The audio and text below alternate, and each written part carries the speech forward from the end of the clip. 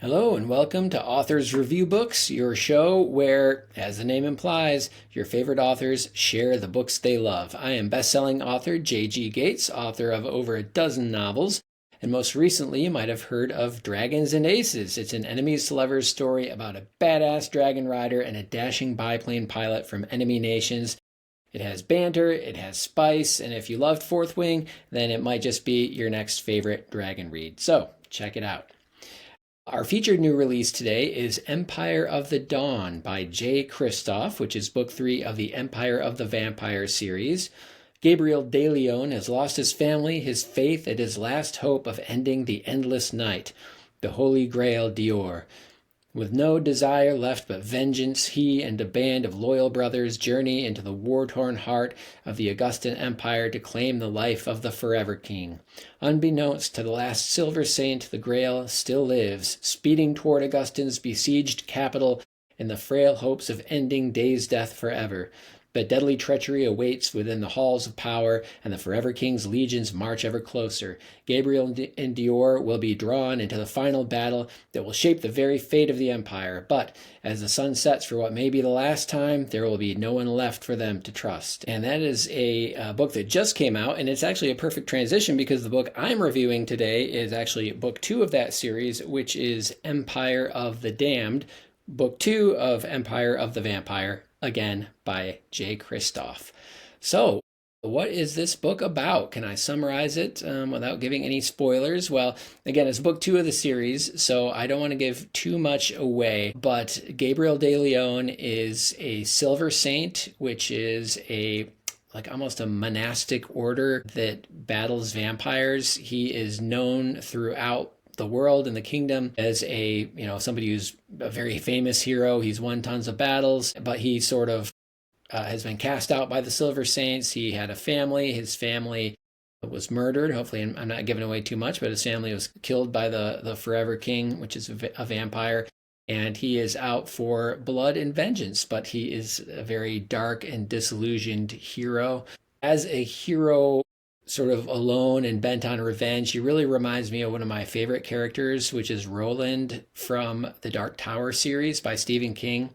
He is that kind of an archetype, right? Just this lone, dark hero. But he actually has a really acerbic, sharp sense of humor and stuff. I'll get more into his character a little later. But so in this story, he has found Dior, who is a young kind of street urchin who's grown into a late teenage young woman, and it turns out that she is the scion, the descendant of the Redeemer, which is like a Christ figure in this world, and her blood has the power to kill vampires, and according to legend and prophecy, her blood has the power to end Day's death, which is the name for the fact that in this world, like it's just darkness, right? There's never really any daytime. It's always dim, and there's all kinds of cool world building elements to go with that. Like there's like fungus around and stuff like that because there's really no daylight. So it's really cool. It's really inventive, and so it's hard to get into the nuts and bolts of the plot because there's just like a lot going on, a lot of characters that come through. There's also Lathe, who is a very powerful vampire that can like morph blood. Like she can make a sword out of blood, and she can make different, like a spear out of blood and stuff like that. She can actually form completely into blood and just float around and stuff like that, which sounds kind of wild, but it's actually pretty grounded in the context of the story. And she's from an order called the Asani. So she's a very morally gray character as well. Pretty much everybody in this story is morally gray. There's nobody that's like noble, bright vibes, but she is, this vampire Lathe is super powerful. She drinks the blood of other vampires and gains their power. She wears a mask all the time, so her character like visually gives you like very like kind of anime vibes because she's super powerful and just has this mask so you can't see her face, and her identity is kind of mysterious. You'll learn later on how she's connected to Gabriel and his past, but it's just so the world building is fantastic. It's really dense. There's a lot of going on, but essentially it's a linear story in the sense that you're just following Gabriel and Dior's journey, but it is told in the form of an interview. So that's kind of interesting as well. So you do skip back and forth between when Gabriel is being interviewed, sort of after the adventure is concluded, and he's reflecting on what has happened. And while he's being interviewed, he has been in a dungeon, he's been captured by some vampires. So he's in danger as he is relaying the story. So it's really cool. It's got some complexity to it, definitely, but really, really fun read. Some of the tropes that you could expect in this, revenge, if you consider that a trope, that's definitely a huge, theme and part of the story. Definitely a morally gray male main character.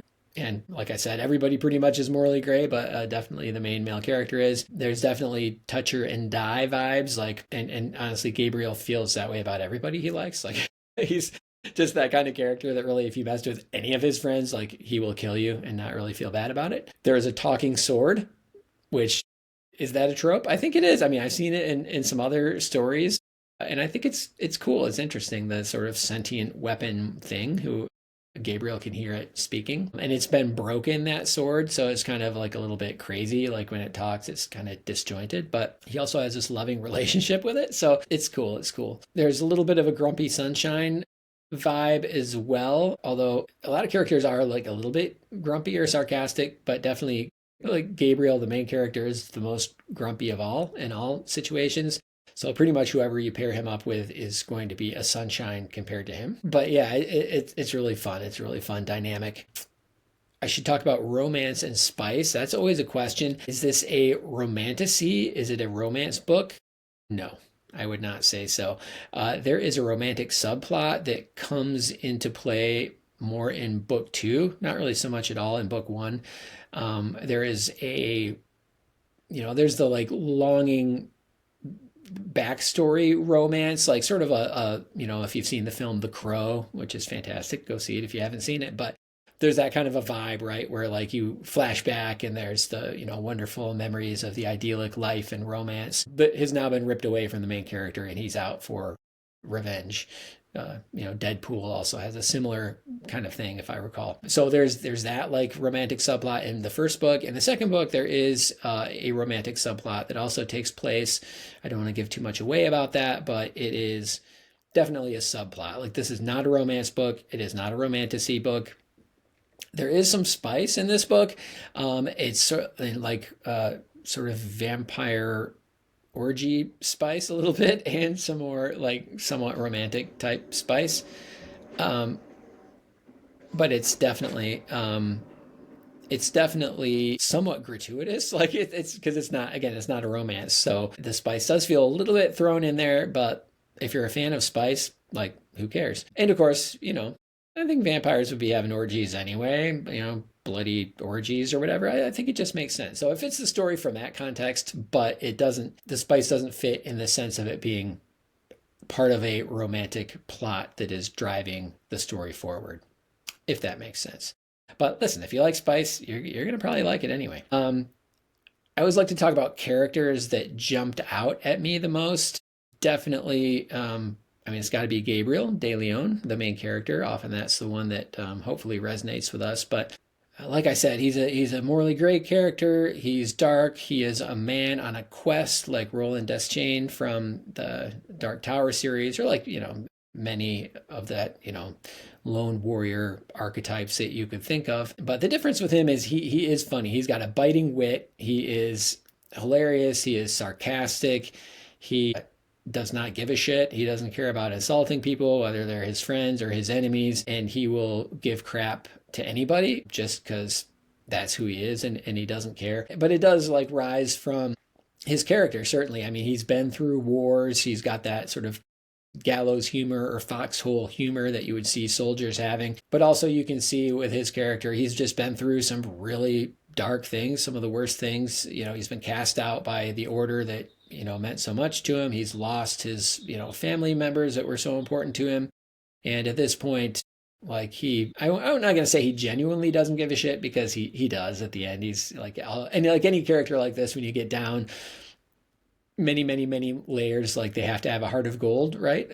And so he does, and you see that, and it comes out in the fact that what he often says is that the hill he will die on is his friends. And so you do see that about him. So like, no matter what he does, no matter how morally gray or kind of ruthless or savage or sarcastic or mean or whatever, you do know at the end of the day, he will in a heartbeat lay down his life for his friends.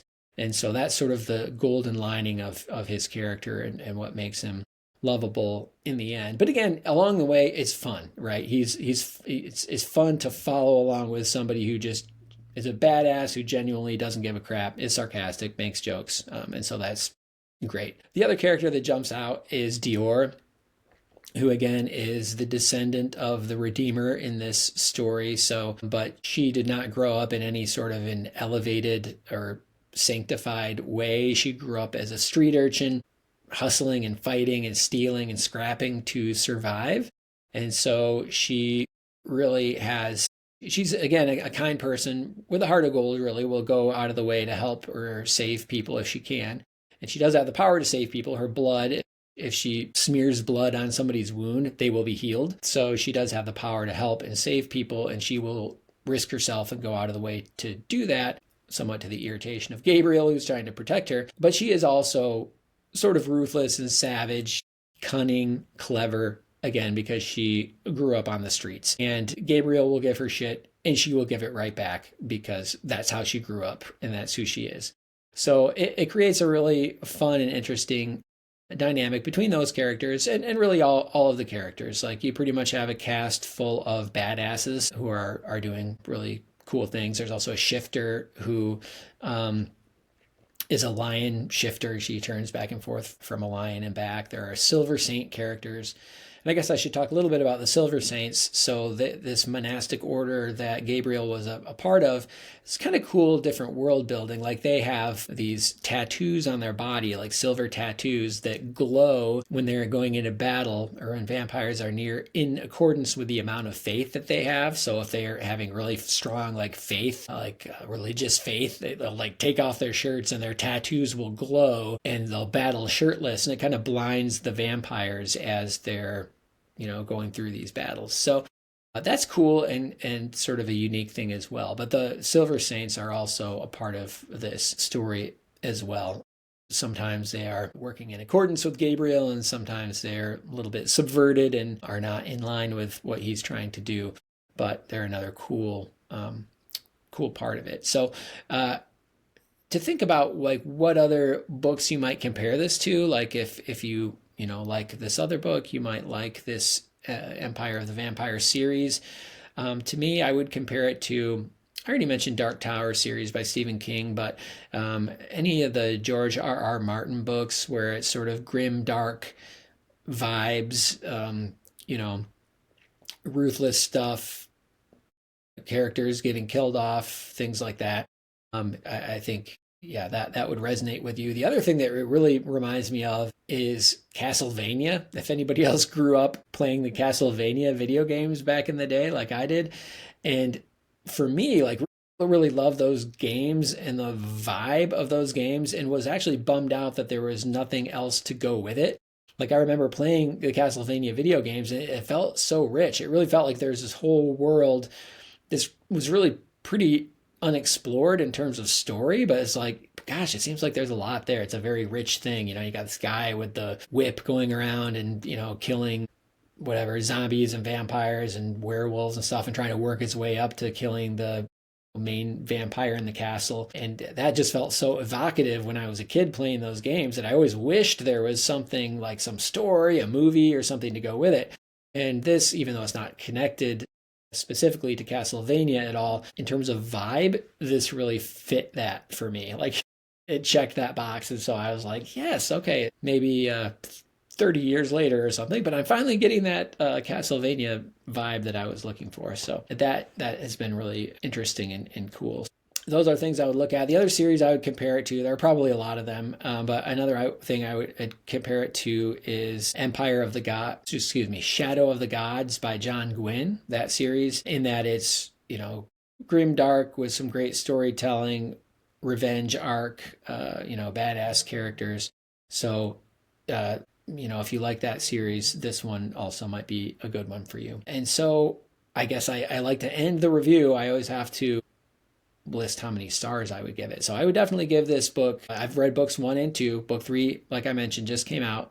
I have not read that yet, but books 1 and 2, I definitely would give them both 5 stars. I'm an author. I have, I think, actually 13 books out now, if I count them. I am not always like somebody who's overawed by other people's writing. That sounds terrible to say, but I mean, there are definitely lots of writers out there who are wonderful. Lots of writers I admire and appreciate their work, but it doesn't happen every day that I read a book by somebody, especially if it's like genre fiction, fantasy, or something like that, where I just go, damn, when it comes to their writing.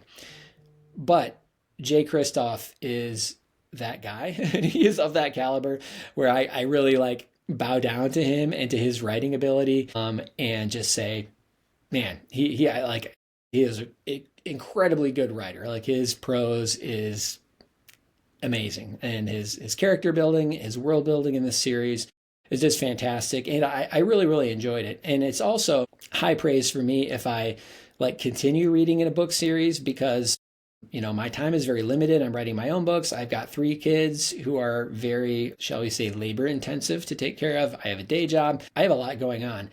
And there are many, many books that I'm, constantly coming out that I'm like, ooh, I should really be reading this book, or like, whatever the TikTok book du jour is, maybe in romantasy or whatever genre I'm writing in. I'm like, ooh, I should really be reading that book. So a lot of times what happens is I'll read book 1 of a series and I don't necessarily have time or feel compelled to read the entire series. I'm kind of like, I read book 1. I understand what this is about. I can move on. So if you see me reading more than 1 book in a series, that's a very big sign that I'm just enjoying it so much that I really want to, carry on. This series is definitely falls into that category, that I've just been genuinely enjoying it a lot. So hats off to Jay Kristoff. Again, book 3 has just come out, so it's a great time to jump in and check out that series. So 5-star, it is a 5-star series. So now I'm going to go ahead and transition to the second part of our show, where I like to talk a little bit about writing process. And hopefully the things I'll talk about here are going to be interesting and appealing to readers who, is the main audience for this show. But also if there are any other authors or writers out there, hopefully there will be maybe some nuggets of wisdom or information that you can, get from this portion as well. So hopefully it's entertaining for everybody. The first thing I like to talk about, usually I'll be asking other authors about this, but in this case, I'll just ask myself, is writing process. So, what is my writing process like? And it's evolved. I've been writing for a long time now. Not going to say how long, but my first book was traditionally published and came out in like 2011 or 2012. So that will tell you a little bit about how long I've been writing. But I have transitioned from being a little bit of a pantser to being more of a plotter. Like definitely, I've become more of a plotter as time has gone on.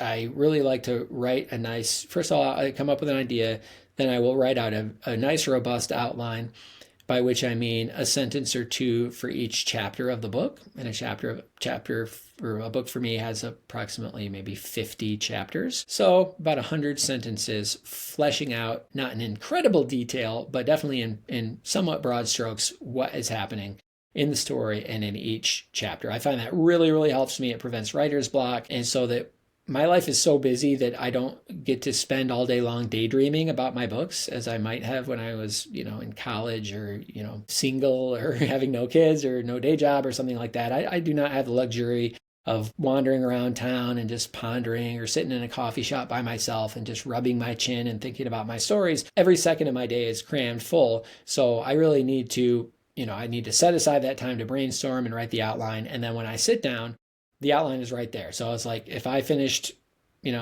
chapter 20 yesterday, I can sit down. Okay, what's coming in chapter 21? There it is. Boom, I start writing it. And that process works for me. And then I never have the wheel spinning feeling of just going, gosh, what was I going to write next? I'm not lost. I know exactly what I'm going to write next. And so that works really well for me, especially with the way that my life is structured right now and how busy it is. Another question I get asked all the time is, where does my inspiration come from for stories? That's kind of a hard question to answer, because it's a little bit different for every story. But I will say that sometimes it comes from taking 2 sort of different ideas and putting them together, or I'll have a basic idea, and then I feel like, it's not necessarily there yet. Like it's the germ of an idea, it's the seed of an idea, but until sometimes it's missing some other component. So, for example, for Dragons and Aces, it's about a dragon rider and a biplane pilot. So, you could have an Enemies to Lovers Dragon Rider series, like many people have written stuff like that before.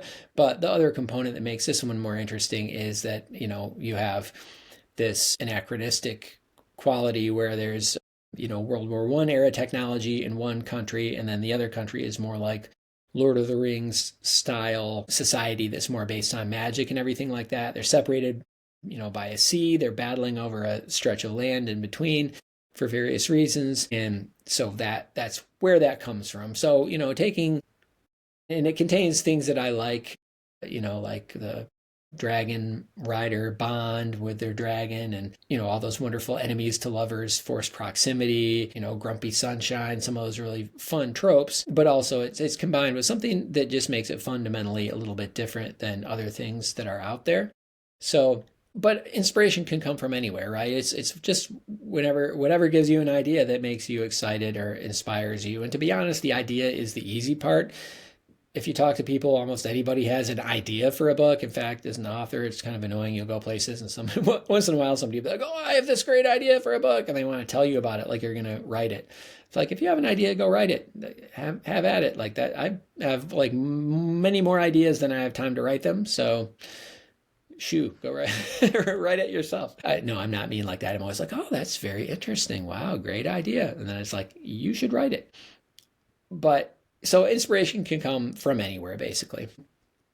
I always like to talk about also some of the ways that have worked for me to connect with readers, because that's one of the most difficult things sometimes to do as an author. You spend months and years sometimes writing a book and editing it and honing it, making it perfect. And then, how are you going to actually connect with those people out there? That's sometimes the most difficult part.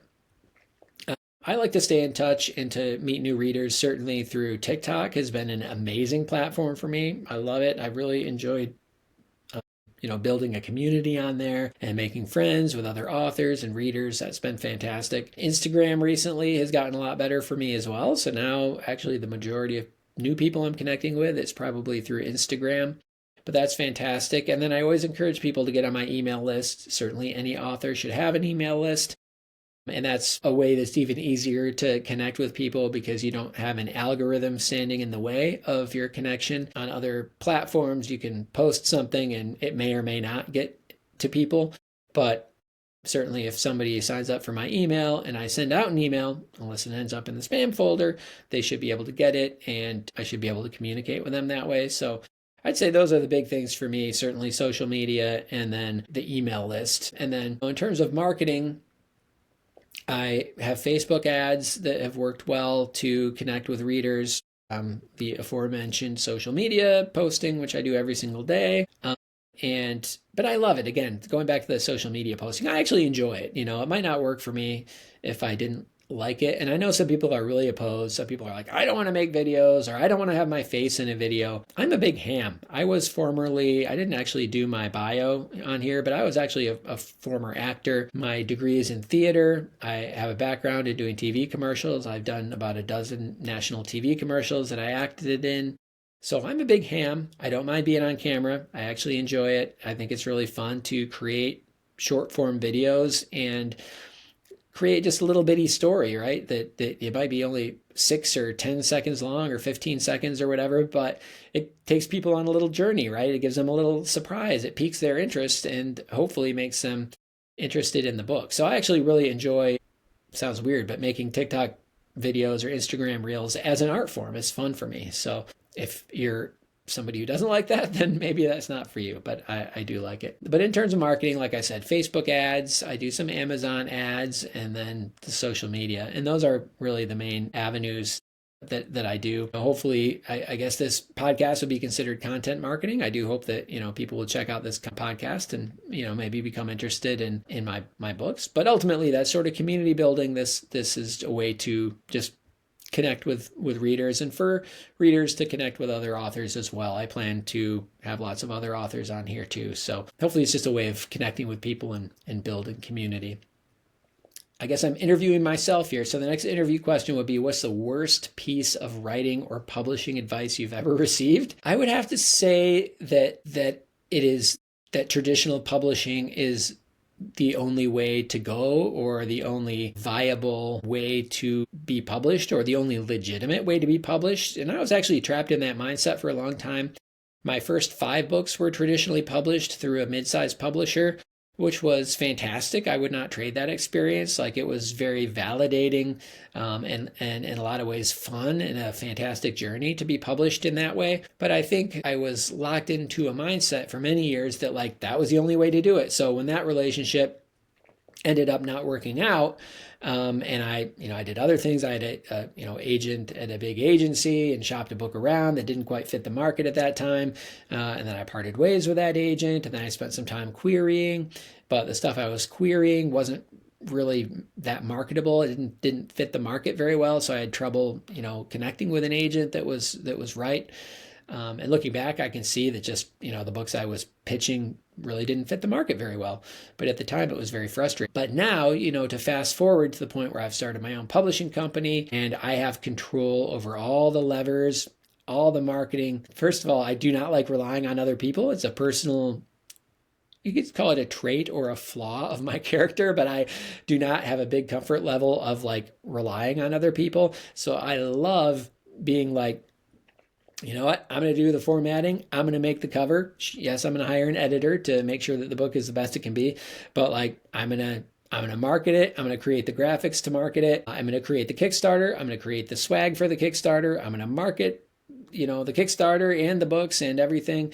And I just love it. I love not having to rely on other people, because as an author that's especially trying to go the traditional route, you spend an incredible amount of time just with your hat in hand, begging essentially for people to take you seriously, or begging for validation, or looking for scraps in a, email rejection, like, ooh, they rejected it, but they said that my writing was fabulous, so I'm really happy, and you just, go for years going, oh, eventually somebody's going to see that I'm fantastic.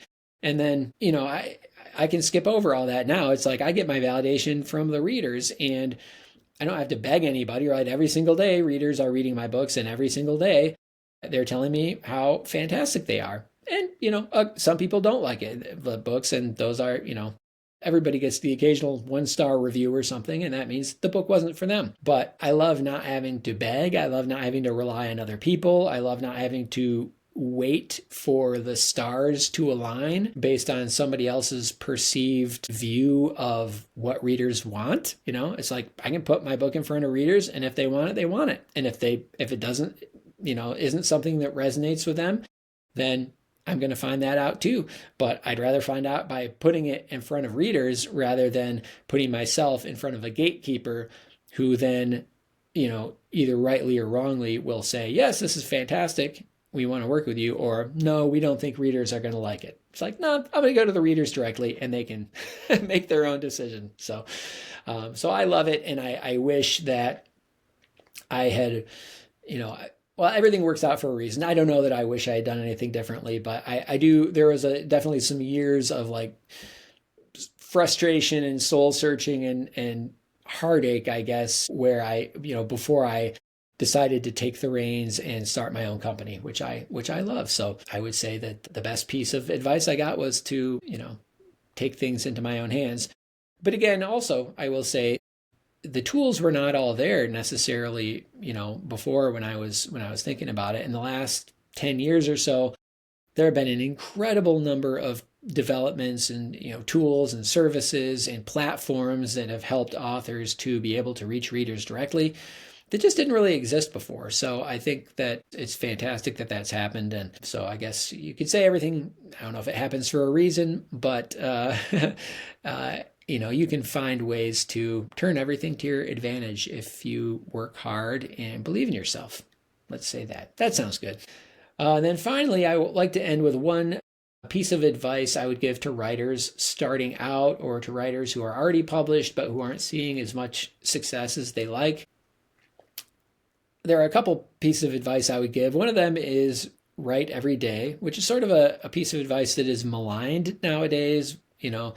I hear a lot of people pushing against that idea. It was certainly something that was, Stephen King on writing says write every day. And a lot of people now are like, you don't have to write every day to be a writer. And that's true. When I say write every day, I don't mean if you don't write every day, you're not a writer, or you're less of a writer, or you could never be successful as a writer. But I think write every day, or as close to possible as every day, is just a best practice. Honestly, it's not that you're not a writer if you don't do that, but you can save yourself, I think, some writer's block and some frustration if you do just write every day, even if it's like half an hour or whatever you can do. 5-6 days a week would be okay as well.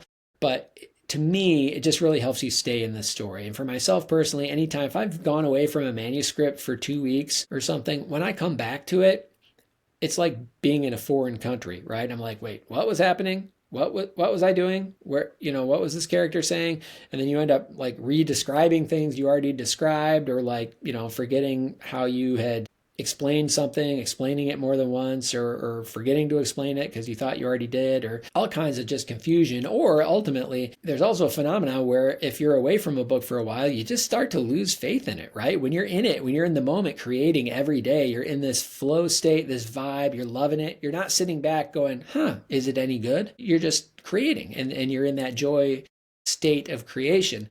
But when you stop and you step back, for me, in my experience, always doubt creeps in. Always. There is always a stage in every book, usually after I've written it, because I just plow through the first draft, but there is a stage where you go, crap, is it any good? Does it actually suck? I don't know.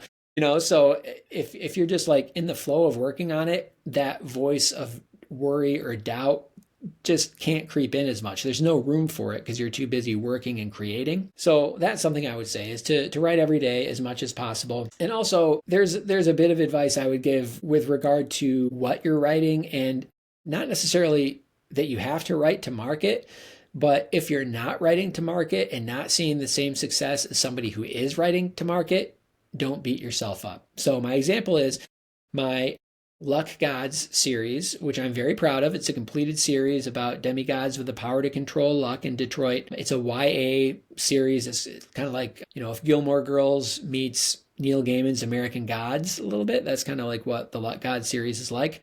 But it's a fantastic series, and I'm very, very proud of it. But when Dragons and Aces came out, which is a enemies to lovers romantasy that kind of hits all the TikTok tropes, it was whole orders of magnitude more success with that series. Now, is one of them better than the other? Can I say that, Dragons and Aces is 10 times better than the Luck God series? No. Did my marketing get 10 times better? No, probably not. I probably have developed some skills, but not really. It really just is how it hit the market, right? It's in how it connected with people. So my point is, if you're an author who is writing that series, it's like the Luck God series, it's maybe a great series, the people who read it love it, but you're not selling 1 million copies, do not beat yourself up. And you can either stay in that lane and keep writing that and build up your following, or you could pivot like I did to a genre that just has a little more heat in it right now, is a little more popular. But don't beat yourself up, and don't say, oh, because this person is super successful and I'm less successful, I'm not as good, or my books aren't as good, or I'm doing something wrong, right? That's not necessarily the case, So have faith in yourself, have faith, trust the process. It is a years-long process. It's and the journey is different for everybody, but just, carry on, continue, write books you love, try and do it in a sustainable way that makes you happy, and just keep connecting with readers. Because at the end of the day, if you're connecting with more readers every day, even if it's 1 or 2, and if you're writing some words every day or as much as you can, it's going to grow. It's going to continue to grow for you. So that's it. That's the wisdom I have for today. If you want to learn more about me, you can find me and my books at jggates.com, and you can also find me on all the social media platforms. Please make sure you follow this podcast if you're listening to it as a podcast, or follow the YouTube channel if you're checking out the YouTube channel. And I really appreciate you joining us and listening, and I hope I will catch you on the next episode. Until then, farewell.